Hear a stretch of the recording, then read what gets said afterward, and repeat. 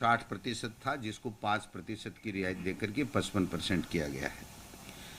समस्त श्रेणी विधवा, परित्यक्ता महिलाएं और भूतपूर्व सैनिक, इनके लिए भी 60% था पिछली भर्ती में। हमने इसमें 10% की रियायत दी है। 50% न्यूनतम अंक हमने माने हैं। और दिव्यांग निःशक्त जन श्रेणी में नियमानुसार आने वाले समस्त व्यक्ति, इसमें भी 60% था, लेकिन चूंकि हाईकोर्ट में भी लोग पिछले समय जो सिलेक्ट बच्चे गए और हाईकोर्ट ने भी इसको 40% तक अलाउ किया था, तो हमने उसको हाईकोर्ट के निर्णय को और लोगों की डिमांड्स को देखते हुए इसमें भी 40% न्यूनतम अंक हमने करने का फैसला किया है। दूसरा, शहरिया जनजाति के लिए बहुत कम पात्र व्यक्ति मिलते हैं, तो पहले 60% ही था, लेकिन इसमें शहरिया जनजाति, शहरिया क्षेत्र के लिए हमने 36% किया है। दूसरा जो एक मुद्दा रहता था कि जो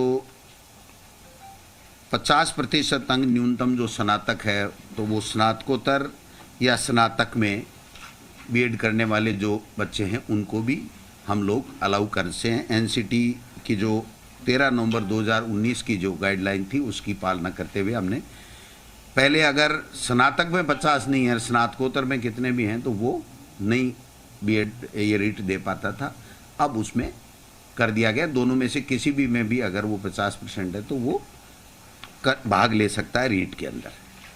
दूसरा जो न्यूनतम अंकों का था, बाकी अन्य कैटेगरी के लिए जो 12वीं में या जो बीए में, उनमें जो छूट थी वो ईडब्ल्यूएस और ये जो हमारा दूसरी जो दोनों एमबीसी है उसमें भी उसको शामिल करते हुए पहले की तरह बराबर इन दोनों कैटेगरी को भी हमने शामिल कर लिया है।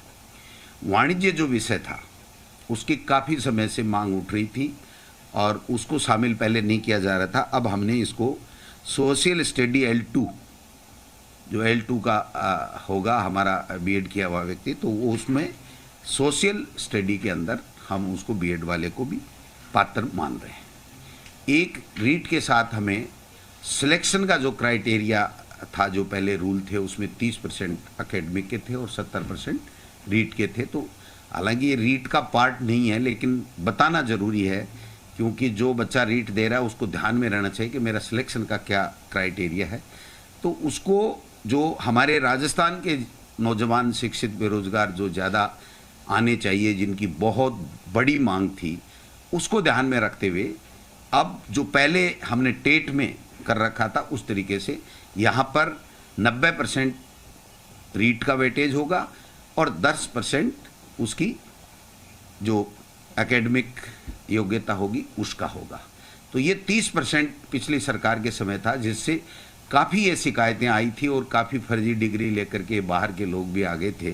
तो मैं समझता हूँ राजस्थान के लोगों को ज़्यादा से ज़्यादा वेटेज मिले, इसके लिए भी हमने किया है। एक जो राजस्थान के बेरोजगार बच्चों को ज़्यादा से ज़्यादा मौका मिले, इसलिए 2011 में पहले जो सिलेबस बना था, तो इसमें जो एनसीटी की गाइडलाइन है उसमें है कि प्रचलित पाठ्यक्रम के हिसाब से आपको सिलेबस देना है। तो हमने दोबारा से सिलेबस तैयार करवाया माध्यमिक शिक्षा बोर्ड की टीम से, और उस सिलेबस में हमने राजस्थान को जहाँ जहाँ हमारी पुस्तकों में राजस्थान है वहाँ पर राजस्थान को सबसे ज़्यादा, राजस्थान की भौगोलिक परिस्थिति, संस्कृति आदि चीज़ों को हमने भूगोल, इतिहास, कला, संस्कृति सबको वेटेज देते हुए सिलेबस का निर्माण किया है। और जो सिलेबस है वो भी हम रीट के साथ या 1-2 दिन में जो भी माध्यमिक शिक्षा बोर्ड उचित समझेगा तो उसमें वेबसाइट में साथ में लगा देगा, जिससे वो बच्चे अपना अध्ययन कर सकते हैं।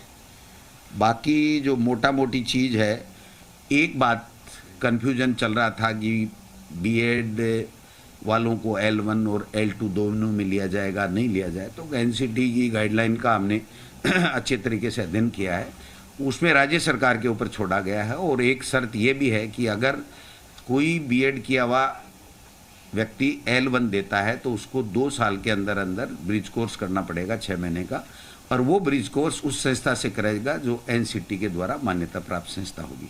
तो ऐसी संस्था राजस्थान में आज की तारीख में नहीं है। और बीएड के बच्चों को चूँकि फर्स्ट ग्रेड में, व्याख्याता में, सब में मौका मिलता है, तो बीएसटीसी के बच्चों को केवल L1 में मौका मिलता है। तो जब राज्य सरकार का क्षेत्राधिकार पे उनके विवेक के ऊपर छोड़ा गया, तो इसलिए राज्य सरकार ने दोनों वर्गों का ध्यान रखते हुए बीएसटीसी के बच्चों का वो जो डीएलईडी जिसको बोलते हैं उसका भी ध्यान रखा है और बीएड वालों का भी ध्यान रखा है। तो L1 है उसमें केवल डीएलईडी यानी बीएसटीसी के बच्चे आएंगे और L2 में बीएड वाले बच्चे आएंगे। एक और महत्वपूर्ण निर्णय मैं इस मौके पर मैम को भी